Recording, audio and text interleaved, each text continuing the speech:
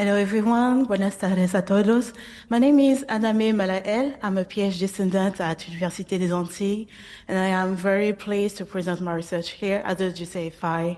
Today I will show you how we map nitrogen inputs in the Grand Cul-de-Sac Marin Bay using an isotopic approach. So this project is part of a study covering the entirety of Guadeloupe, but today I will focus only on the Grand Cul-de-Sac Marin Bay. So if you were here at the last GCFI, you already know about Guadeloupe Island, located in the Les Antilles, where the last meeting happened.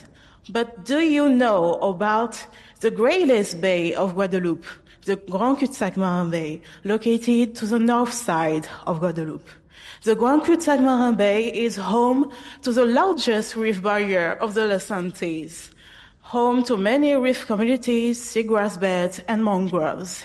This mosaic of ecosystems offer great opportunities for economic matters such as fisheries and blue tourism.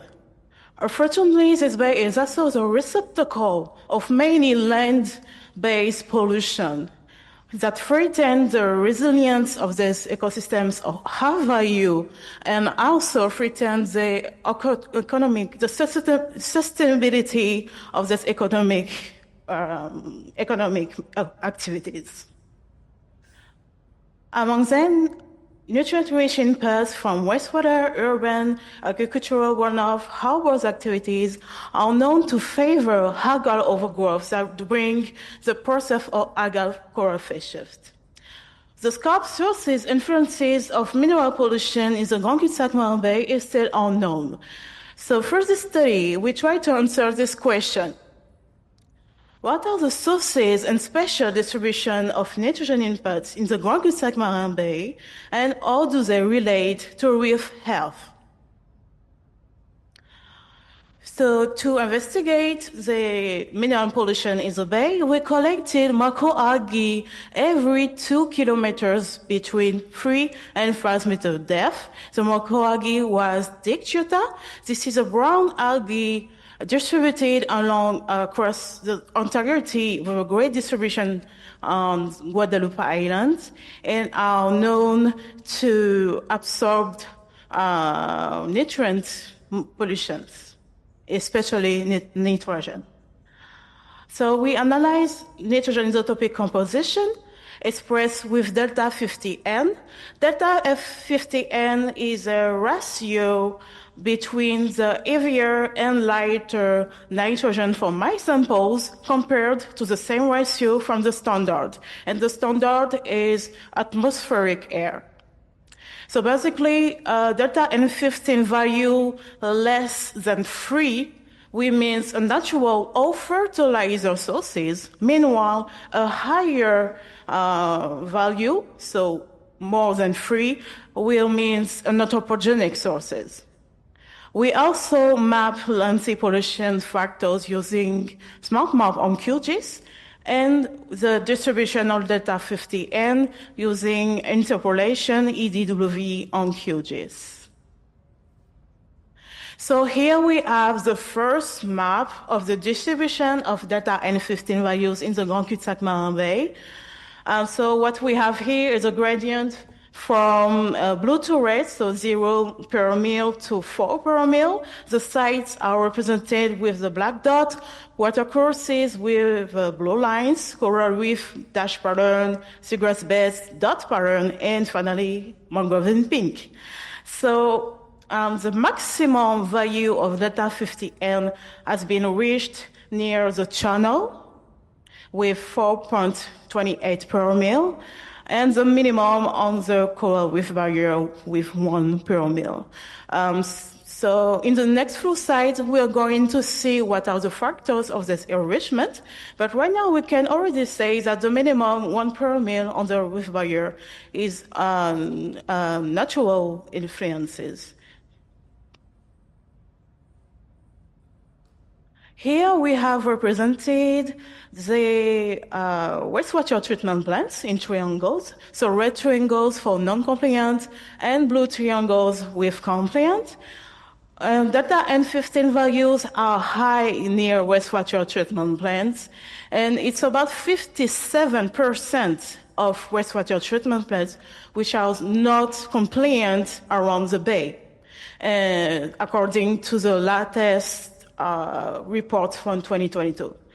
And to have an overview on Guadeloupe, it's about 56% of wastewater treatment plants which are not compliant. Here we have representing industrial area and the harbors. So as you can see, our industrial areas are very minimum on the map. It's represented with the, in orange. So we can say that there's no influence on nitrogen enrichment. It's not significant from industrial areas. But if we looked at residential area represented in gray, we can see that they are concentrated on the coast. And one thing important to note here is that the rainwater collection network in Guadeloupe is non-existent, which means everything flows into the water without any treatment. Here we have the agricultural plots. They are also concentrated across along the bay and near water courses. So as I said before, there's no rainwater collection network. So the water courses have the receptacle of the runoff that goes directly into the sea. And one thing, one particularity about agricultural plots using fertilizer value, delta N15 values are very low. By low, I mean between -3 to +3. And that's why on the coastline, we can see there are sometimes low values. So to conclude, the nitrogen N15 enrichment areas was identified near wastewater treatment plants, urban areas, river mouths, and channel. The highest values was near the channel, and the channel is going through the biggest city of Guadeloupe, which is Pointe-à-Pitre, with a high density of population, urbanization, and also connected to the other bay of Guadeloupe on the other side, and currents flows between the channel. These results are consistent in the tropical context, which means oligotrophic waters and efficient ecosystems. When dissolved nutrients are available in the water, there is an efficient uptake that happens. For the perspective of the study, processing of the data from the dry and wet season is an cooperation between them.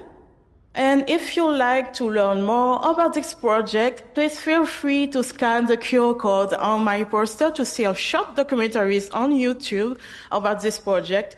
And you can see how we collected data on the field, some scenery of Guadeloupe, and some more information about the analysis. Reaching the end of this presentation, thank you very much for your attention.